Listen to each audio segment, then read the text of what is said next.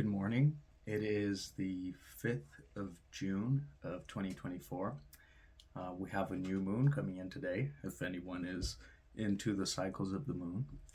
Um, if you can tell by the title of this video, um, we're going to be talking about heartbreak and separation.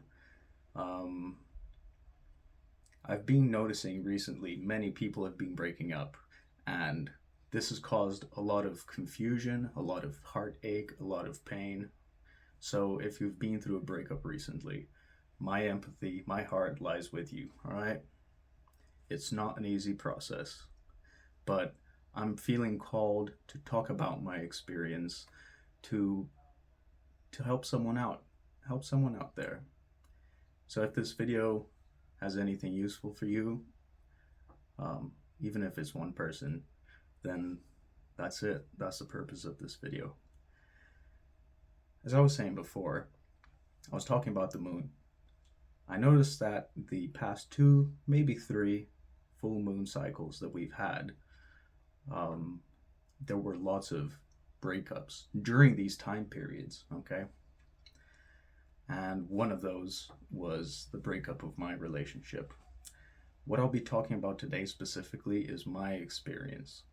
And the reason I'm feeling called to talk about this is because I felt like I got over the relationship too quickly, and I thought I was a problem before I started noticing that I was doing the healing right. Um, and I was able to talk to a few people that I know personally who have been through these breakup situations, and a few of them didn't find what I had to say helpful, but a handful did. And well, that's another reason why I'm putting this out there. Like I said before, if this helps you, that's amazing. Anyways, heartbreak is such a difficult thing to deal with. In my case, it was really difficult to deal with because of my past trauma, my past experiences. I had a fear of abandonment, okay? And when you have a fear of abandonment, a fear of being alone or lonely, and you're a people pleasing person like I used to be, um, it hits you really hard. It hits you really hard because people pleasing for me was a defense created by myself so I could keep people in my life, even if people weren't treating me well. And this is not the case with this relationship, okay? This is not being treated well was more with friendships, um, and very fake people that took advantage of my willingness to give of myself. But that's for another day, okay? We're talking about romantic relationships today, okay? Um, it's it, it's really hard to come from a place of trauma and then have someone that you were expecting to build a life with. You had plans, you have memories, you have a year, two, three. In my case, it was 6 years, and we were engaged. Um, there were faults on both sides, and it was a really amicable and calm separation, but it still hurt like hell. It was still the darkest moment of my life because the separation brought up within me all my conditions of worth, everything from my childhood and my growing up and my, you know, the way I socially interacted with people. So it was a lot of information.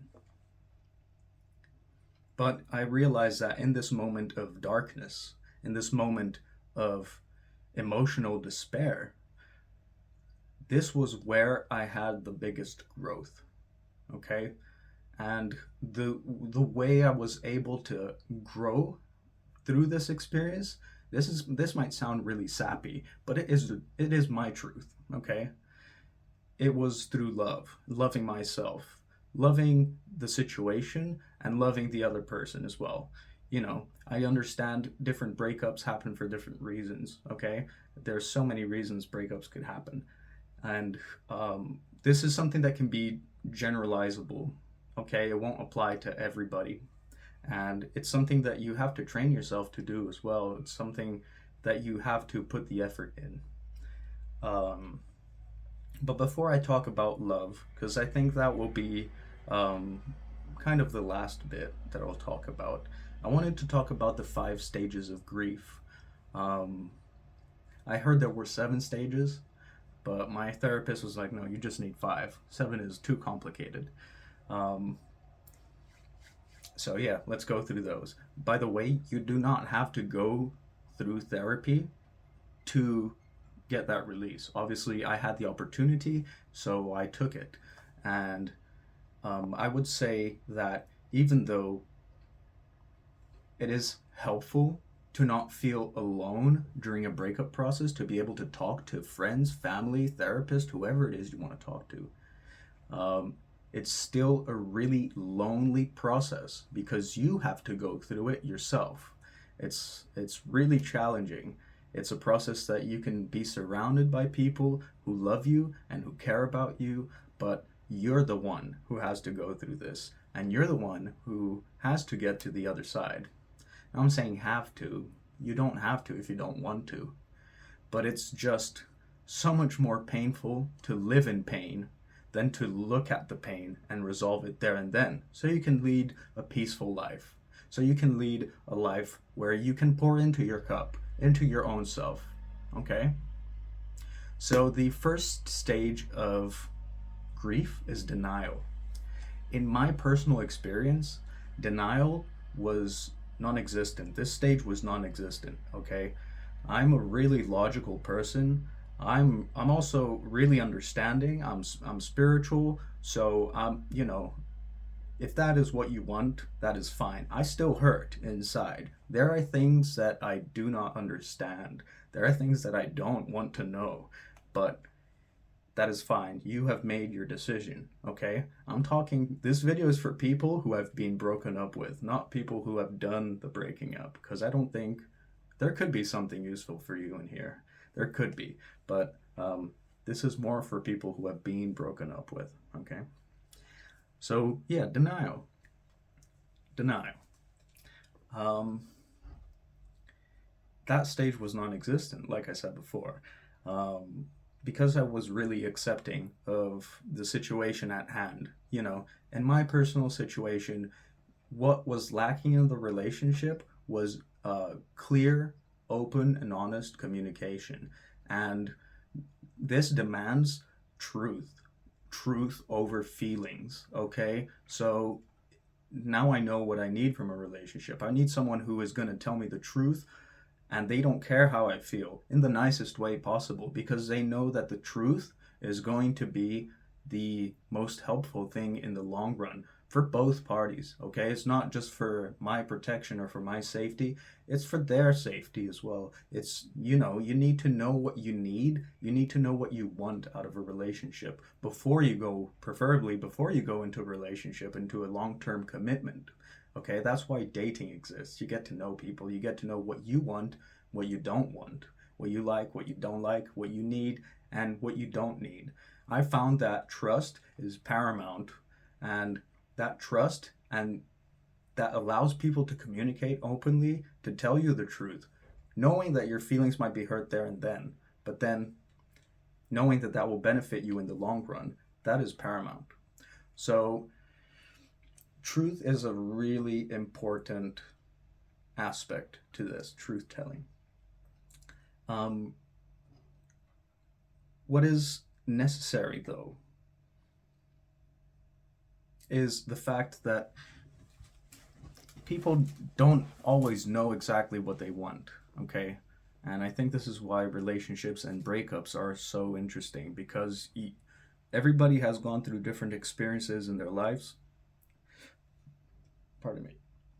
Everybody's gone through different experiences in their life, which lead you into different types of relationships based on your own needs or what you think your needs are. I thought my needs were to be well, everybody wants to be loved, but I thought that I had to love other people more before I could love myself.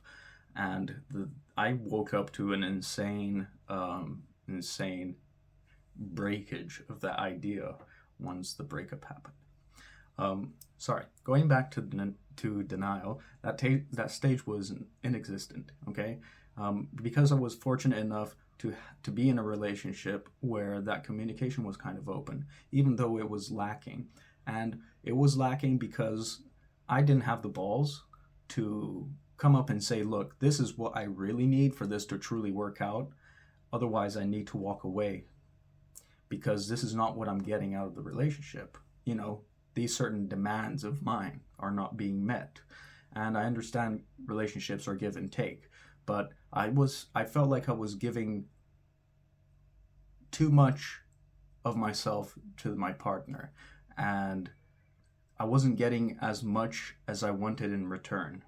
And I know this sounds really terrible, especially when the person that the person that I used to be in a relationship, they're a really lovely person, but my needs were not being met. My needs from either a hurt or a healed stage were not being met. And I didn't have the balls to recognize that and to speak up for myself. Um, One thing also that I found is I would like a partner that is more emotionally vulnerable and emotionally mature as well, because that emotional maturity will give you the clarity that you need. You know, it comes back full circle to that honesty and that truth. Okay, if someone is emotionally mature, they will be able to gauge their emotions, their feelings. They would be able to rationalize and feel them and be able to communicate them in an effective way before big commitments are made, before big steps are taken, you know. And I found that to be something that I look for a partner for that I look for in a partner now. Yeah, there we go. Um, the second stage, I have a bit more to say on denial, but I think this will be a bit too long. It's funny how I have a lot to say on denial when that was a stage that I skipped. Um, Bargaining. Bargaining is the second stage of grief. And that was a really, really painful for me personally, because this clashed with all of my conditions of worth. And if you don't know what conditions of worth is, I would recommend you look into some humanistic counseling, humanistic psychology. um, it's basically, where do you see your worth? Where does the vision of your worth come from? Okay, so is it external or is it internal? And what influences your worth? Okay, so I used to have an exterior influence. Okay, so my locus of evaluation, we're really technical terms here, but my locus of evaluation was exterior to me. That means that I evaluated my worth based on the people around me, based on what I could do for other people, and not what I could do for myself and what I had already achieved within myself and within my life. And you know, so I've always been comparing myself to other people.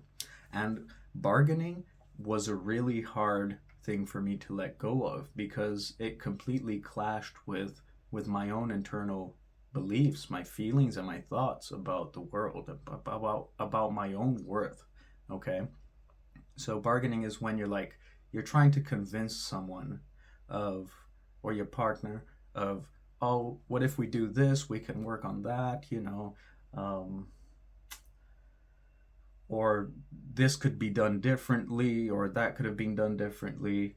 um, Let me just tell you now that this stage is the least helpful stage during a breakup, during a relationship breakup. And at least in my experience, it was, because it's just going to cause you more pain in the long run. Okay? So, what I guess I'm trying to say is, The first stage of grief, denial, you just skip that. And bargaining, if you can, skip that too. Okay, you do not want to know things that will hurt you more, or things that will slow down your own healing process. You don't need to know details. You don't need to know the why, the whens, the whos, and the hows, because hopefully your partner is mature, emotionally mature enough to communicate what went wrong or what they needed and you couldn't give because they couldn't communicate it or whatever. Okay, hopefully they will be mature, emotionally, mentally mature enough to be able to communicate to you what you could do better as well as a person. If there is, or if there was true love there, you know, they will still care for you in some way. And if they don't, well, then that's their problem. Now the time is to focus on yourself and not focus on the what ifs or the who's and when's and what's and how's and why's. Okay? Um, that was pretty straightforward for me after I caught on to what was going on with my own processes. Okay, and I think this was a bit of an easier process for me. It took 3 weeks for me to fully get over this breakup, a 6 year breakup, getting over it in 3 weeks. um, it's quite a feat. And a little side note here, it doesn't matter how long or how short the time span is for you to get back in, or for you to start getting back into yourself. That does not matter, okay? Just because I did it in 3 weeks doesn't mean that you will. It means that you could do it in 1 week. That would be insane. you know, because you have to feel the emotions, you have to go through the process. You can't just put it in the box and push it to the side. Because then again, we're going back to that point I said before. You're just giving yourself short term satisfaction and long term pain. If you could give yourself short term pain for long term satisfaction, I think you'd choose that, right? But the pain is really intense. The pain is really, really intense. I lost the point after I did the side note. Anyways, we're going to depression. Depression is the third stage of grief. And I'm doing it in stages, okay? But you're going to probably fluctuate. This is the way it was written out to me. And I'm just reading off the paper. It's just 6 words on a piece of paper, okay? This is how it was written out. But I found myself fluctuating through the different stages. The third stage, depression, I was already depressed. But I think that definitely going through this experience was really daunting, because I did go through this experience feeling very lonely. Going back to what I said at the beginning of the video, I was feeling very lonely, okay? And it was a case of, one sec. Sorry, I had to pause the recording for a bit. If I'm not mistaken, I was talking about, I was on depression. I was talking about feeling lonely. Yeah, I think that was it. Yeah, okay. The depressive stage can be really, really hard for people. I think I mentioned that I was already in depression, and that made it a bit worse. Luckily, I was already on medication, so it wasn't as intense, but I could definitely feel a worsening of the symptoms, if that makes sense. Um, for the first 2 weeks, I barely left my bed, um, didn't brush my teeth. For the first week, I didn't shower. I slept with the same clothes and wore the same clothes every day. Um, it was really a really low point for me, a really low point. Um, One thing that I did notice very much in this throughout the whole breakup process is, even though I was surrounded with people who were giving me time, giving me their time, allowing me space to talk and to be heard, people were offering me advice as well, some which I found helpful, some which I did not. Um, it still felt really lonely because it was a process of feeling that was going on inside me. You know, it wasn't going on inside most of the people I was talking to. Okay, so it is, it is lonely because it is your own emotional journey that you're going through. Um, and again, I'm coming back to this point where you need to go through these emotions. You need to go through these feelings. You know, the only way is through. I'm getting that song. I forgot the name. It's from Michael Jackson. It's too high to get over, too low to get under. You're stuck in the middle, but the pain is thunder. So it is too high to get over, too low to get under, and you're stuck in the middle. You have to go through it. You're stuck in the middle. And that pain is thunder. Okay? That pain is that ionic discharge that will get you to where you want to be, which is to be healed. Okay? It's gonna burn, it's gonna hurt, it's gonna be wild, but there is a lot of light, a lot of noise, and you will get through it eventually. Um, this also goes back to what I was saying before. Do you want short term gain and long term discomfort, or do you want short term discomfort and long term gain? That's a choice you have to make for your own happiness, for your own sanity, for your own depression.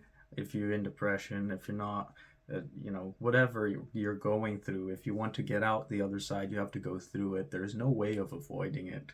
Okay, because once you try to avoid that, once you try to push your experience, any painful traumatic experience actually, if you push that to a side or put it into a box and compartmentalize it, it will come out in other ways, and it is not nice. Okay, you will start living in cycles within your life. You will start um, feeling less worthy of love and of attention and of care, which you definitely are worthy of. So even though you're feeling lonely, you're not alone. There are many people going through the same process. And even if you are physically alone and you don't have anybody and you're feeling lonely, I was going to say get some help. That's really bad. Um, if you feel like you want to talk to somebody, fine. But I like to process things on my own. Okay, I really enjoy reflecting and coming to that understanding myself.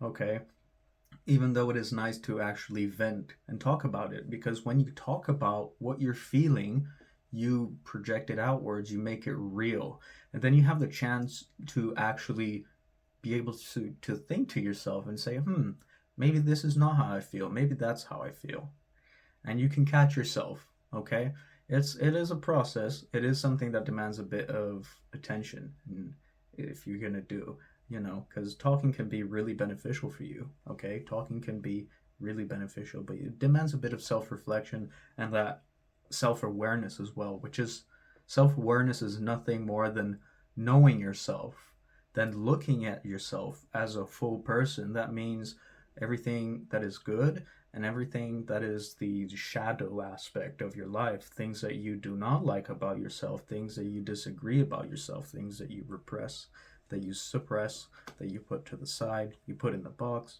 you compartmentalize, you don't look at it now, you're going to look at it later, everything, you know. And this is a whole other idea for a video, maybe. I'm not sure.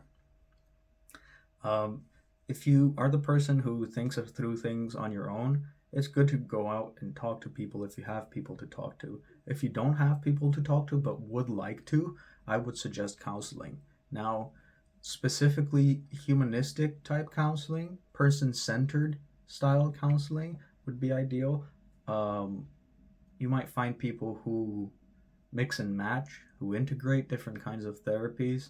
Um, but in the moment you are in now, if you want to be listened to and heard and not be challenged about your childhood and things like that, then just go to person centered counselor or an integrative counselor that will that will be there to listen to you, and and just by speaking your truth and your feelings, you get to recognize yourself and the process that you're going through and the stages of this process that you're going through, if you can't tell.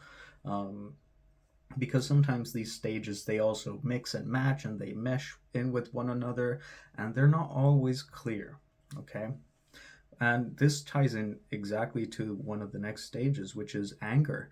um, Anger is a an emotion that comes up from things that you don't understand or things that you haven't dealt with. So anger is what I like to call a secondary emotion. It's still an emotion, it's a valid feeling, but it's secondary because it comes from a place of hurt, usually of pain. Um, so being aware that you're angry is a perfect first step. I keep getting confused because there are three cameras on my phone and I don't know which one to look at. But anyways, um, anger is really um, a really powerful stage. Okay, because I could harness that anger and put it towards other areas in my life that needed attention. That I could use that, that power that comes with the anger. Okay. Um, Unfortunately for me, I had many more things going on, about fake friends and people lying behind your back and gossiping and chatting shit about you, that kind of childish behavior. Um, so there was a lot going on in the background as well for me, which is why I'm also surprised I was able to get through the relationship pretty quickly. I mean, 3 weeks, people were impressed. And I'm not tooting my own horn here. I don't mean to discourage anybody. If you go over 3 weeks, I mean, I'm the way I think and feel and the way I connect to my emotions are really, really grounded in a way. Okay, and I've gone through so much shit to be able to get to this point, which makes me even more proud of myself. So I don't feel guilty of being over a 6 year relationship in 2 weeks. In 3 weeks, because I'm proud of where I've gotten myself to, where I could support myself to. I've been through this whole thing on my own. I've been basically lonely throughout my whole life. So this just proves to me my strength. Every negative thing that happens in my life, or perceived negative thing that happens in my life, just builds my confidence and just builds my own strength, my own resilience. Okay, so it's a mindset.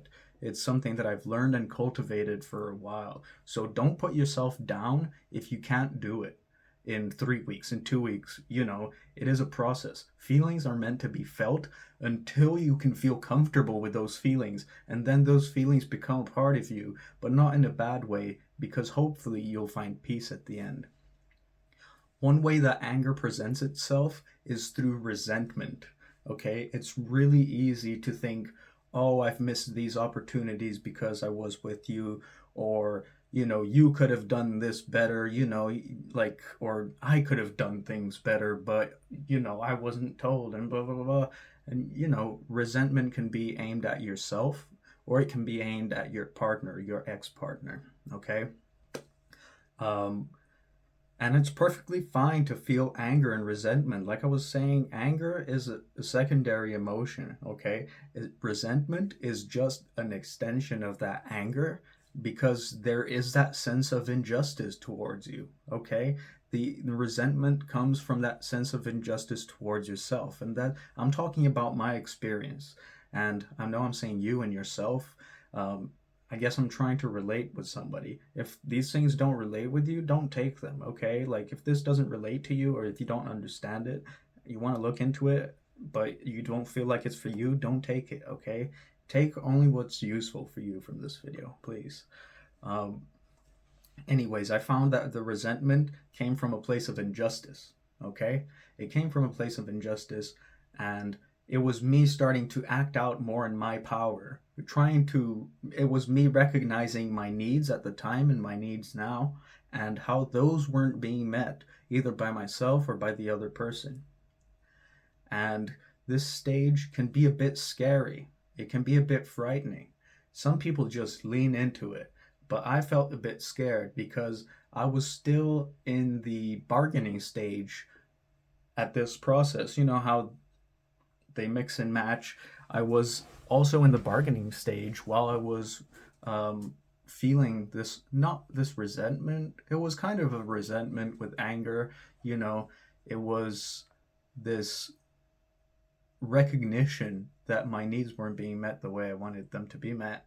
So, for example, I thought that we had open communication and that we could trust each other to the point where trust surpasses emotional pain. Okay, so trust and my emotions, my feelings towards a situation. I thought we were at that stage, and we were not. So there was resentment from my part saying, you could have communicated better. But my partner wasn't at a stage or at a capacity to be able or to feel comfortable to communicate. Wow, this is really leading into acceptance right now. Let's just continue talking. Um, so this anger was really, really painful for me in my experience because that anger, that resentment was also hitting head on because I had these expectations. We had planned out a life together. We had planned out even like retirement plans, and we were looking at having children soon, and like you know, so we had a full life plan. We had expectations from each other. We had expectations for each other, and when you're in the stage of grief, in these stages of grief, things can get really gnarly because it's like you're trying to defend yourself because things are over, but then at the same time, you still have feelings for that person, and things get really weird and uncomfortable. And then the resentment might start coming out a bit later as the breakup uh, progresses, as your own healing progresses. The resentment, the anger, it's a natural part. Just give into it. Obviously, don't go out beating up people. You know, punch a tree, punch a pillow, scream into your pillow. All right, go punch a punching bag. Run 50 miles up. I don't know, 50 miles is a lot. Run 2 miles uphill, really steep hill. You know, take that energy out, or if you can, focus it onto something that you have to do. Okay, but get that energy out of you. Talk to people, even if you get triggered. Talk to them because bringing up those emotions allows you to process everything. We're going back to emotions a lot here. And one thing that I would suggest you do, and this is important for you to start to reach the stage of acceptance, is to use love. Now, the big L, the big L. Now, when I say use love, love yourself, man, woman, child. No, love yourself. Love the situation, okay? Love the fact that whatever happened to you is being guided, it's being redirected, okay? It's showing you who you want to be. It's showing you who you have to become to get to your goals, to get to your ambitions. It's showing you that at the end, you're going to be all right if you go through it. You're going to be all right. And I trust that. I trust that within me. Okay? I trust that you can do it. Okay? And acceptance is indeed the hardest point to get to, but it is made easier with self love. And in counseling and psychology, there's this term called unconditional positive regard, okay? Which is a fancy way of kind of saying unconditional love, okay? Because positive regard isn't the same as love, as a romantic love. So UPR, unconditional positive regard, is when you can fully accept someone, something, and a situation, and still be able to offer empathy. And if you can't offer empathy and put yourself in their place, try to offer compassion, which is a step back from empathy. It's like empathy, but not having to heal or to do things in order to get positive change, or to get that unconditional acceptance. Once you accept the fact that the relationship is over, so you skip denial, accept that it's over, you accept that you don't want to hurt yourself anymore. So bargaining, you're not looking for things, you're not looking for reasons why, because hopefully they will communicate that with you.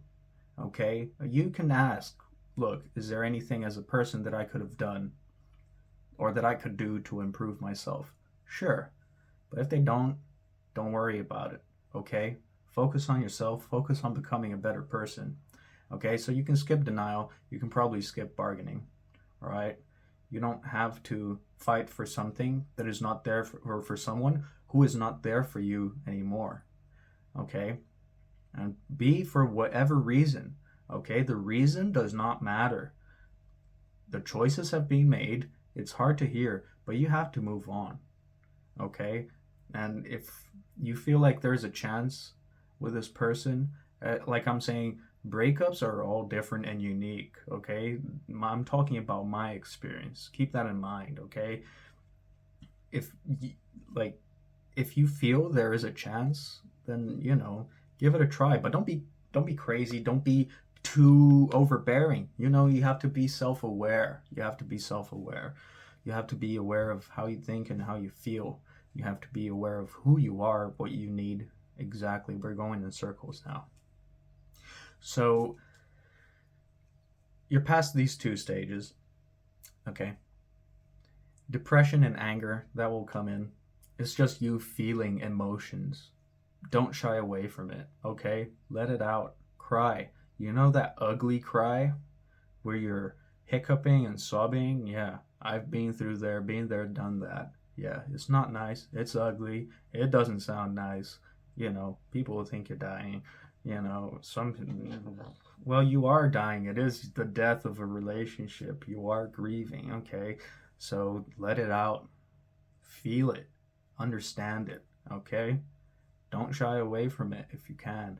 I believe everybody is strong. Everybody has the strength to go through these emotions, because these emotions are a part of you. They are showing you who you are, and that injustice, okay? And that's where the resentment might come out, okay?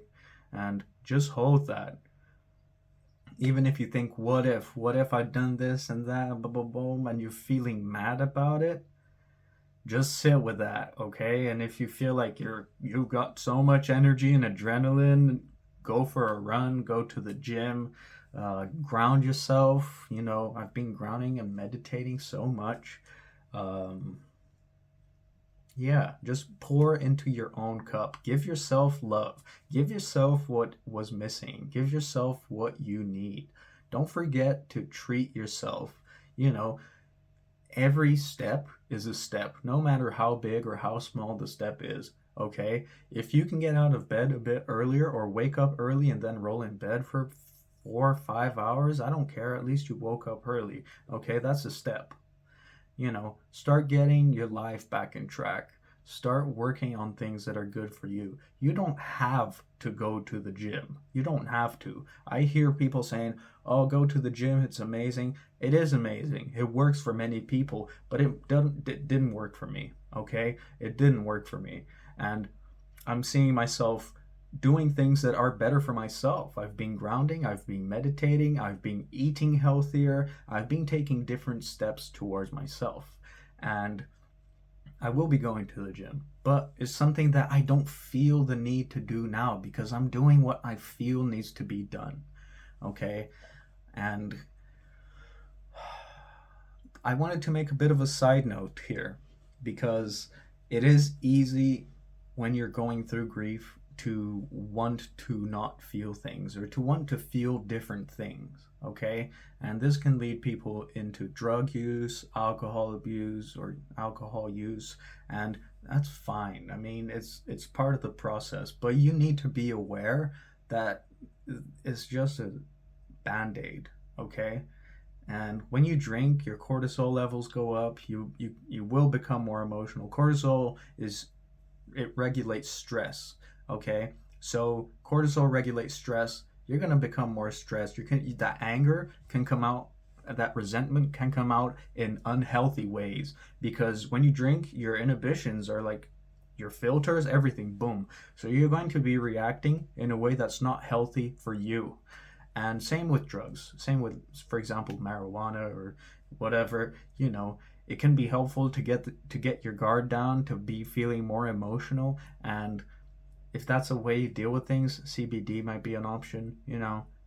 It's a legal way to do it as well, so you don't have to be stressed out about things, about being caught and being all depressed and shit, feeling all down.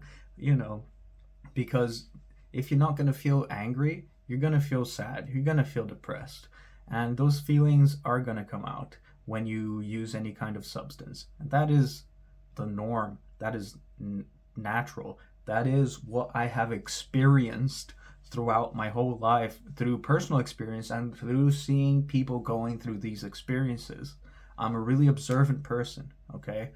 Not asking you to trust me completely when I say things that I'm saying in this video, but what I believe I'm speaking from a place of truth and from a place of objectiveness. And even though it doesn't sound really clear because I'm bouncing all around, I hope this has made some kind of sense. So I know this is a long video. I haven't even seen how long it's been. But if this helps one person out there, I'm happy. I'm happy. And if it's just one phrase or one word I said that leads you down a path that works for you, I'm happy. Okay? Even if this video doesn't hurt anybody, this is being a great experience for me, because I'm starting to understand and express from my healed stage. Okay? So if you've reached this point of the video, I do appreciate you. And I just want you to know that you can do this. Okay? You can do this. If I could do it, you could do it. Anybody can do it. I believe that we go through experiences that we can handle. Okay? I believe, I'm a spiritual guy. This is going to be a bit woo-woo now, but I believe the universe only gives you experiences that you can handle. And you have to believe in yourself, okay? You have to believe in yourself. You have to love yourself. You have to love the other person as well, because you won't get peace for your heart, for your mind, if you don't try to give them and your situation love. And you will do this by understanding, for example, in my case, it was, we were not at the same point, okay? We were not at the same point in life. I want to build a family, and my partner didn't. Not at this stage. And that is fine, okay? I know my value. I know what I bring to the table as a man. I know what I want. I know what I need now. And I know what I'm doing because of this whole breakup process. Because this whole breakup process brought me down to my fucking knees in the deepest, darkest dump ever. And I crawled out of it on my fucking own, okay? Because the healing is done on your own. Even though you might have loads of people around you, you do the healing, so you have to take that first step. You have to get out of the bed in the morning. You have to be there to brush your own teeth. You have to be there to shower. You are the only one who can be there for yourself, and I trust that you can, okay? Thank you for watching, and have a great day.